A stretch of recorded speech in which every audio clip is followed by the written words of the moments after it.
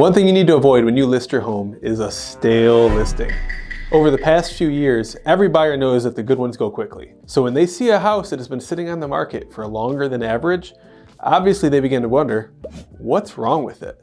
The unfortunate and dreaded stale listing is no good for anyone. Before a buyer even enters the home, they are already suspicious and put on the defense. Trust me, it's hard for people to feel comfortable when walking through a home that they are looking to buy when they are trying to find the problem areas. That becomes their focus. So if you'd like to learn more about how to avoid this, continue watching. If you don't already know who I am, I'm Mike West. I am a licensed real estate agent here in Southeast Michigan, and I love to help educate people about the entire buying and selling experience. Keep in mind that much of what I discuss in my videos are based on what I see locally in my market. So some things may differ just a bit from what I cover if you live outside of the Southeast Michigan area. One of the most important things to keep in mind for selling a house is understanding that the house needs to feel like home to the buyers.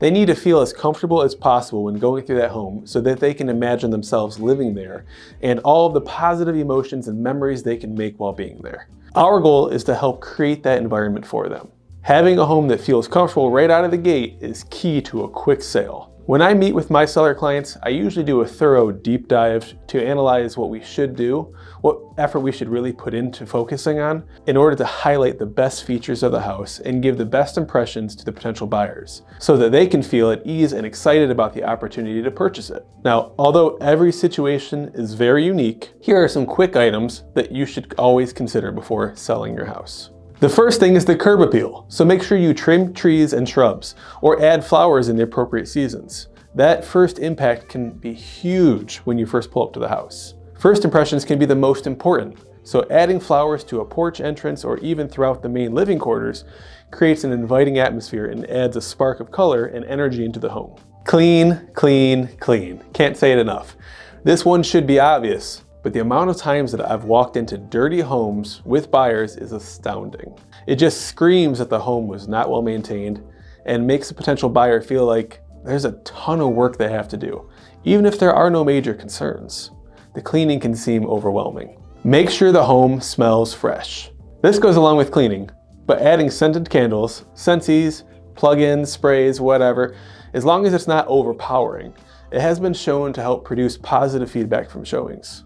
Another tip is to make sure all of your rooms are bright as possible. Replace any and all light bulbs with bright white, energy efficient bulbs, and make sure to turn all lights on before a scheduled showing.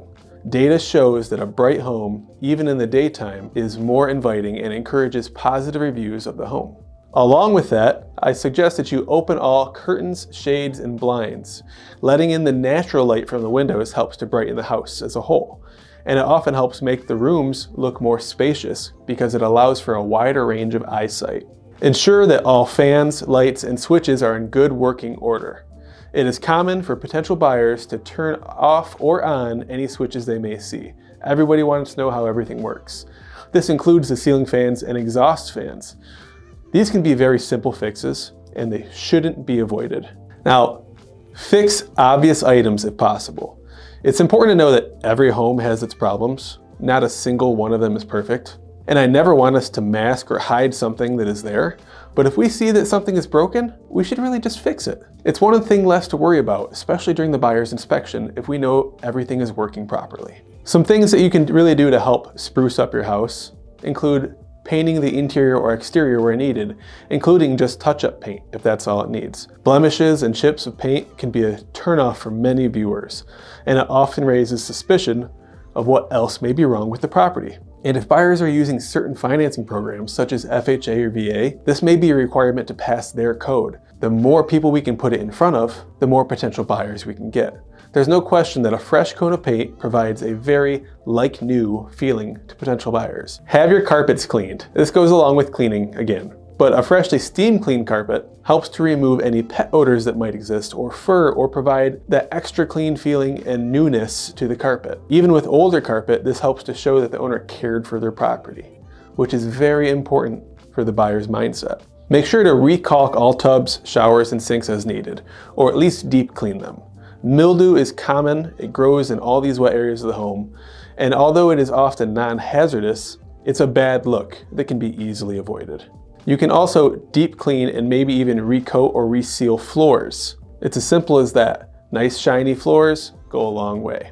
Remove any clutter. Make sure that all walkways are clean and accessible. I can't say this enough either.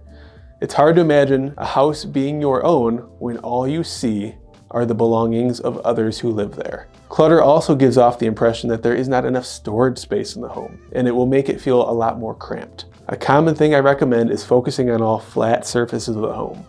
We'd like to see no loose items on either floors, counters, desks, or tables. Consider staging. Whether your home has furniture in it already, or it's completely vacant, talk to your real estate agent about the benefits of staging to help create the maximum positive impact for photos and showings of your home. It can be difficult to understand how large or small spaces are until you've seen them staged with furniture. Lastly, remove personalized items and valuables. I can't tell you how many times I've walked through homes with family photos on the walls and had the buyers stop to see who it is that lives there. They're all curious. Maybe they're local and they might know them from high school. They might get excited if they recognize them.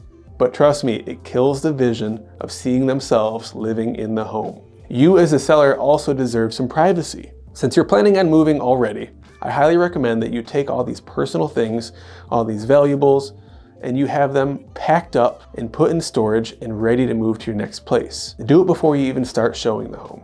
The truth is, one of the most common reasons a stale listing is created is due to poorly pricing the home.